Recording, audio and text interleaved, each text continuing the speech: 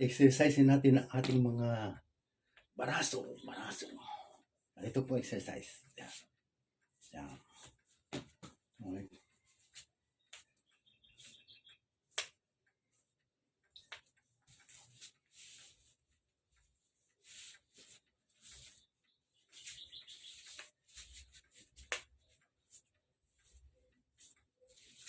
Ito po exercise.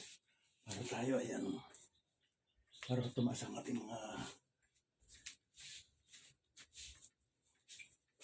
ang ating mga baraso ay ma-exercise.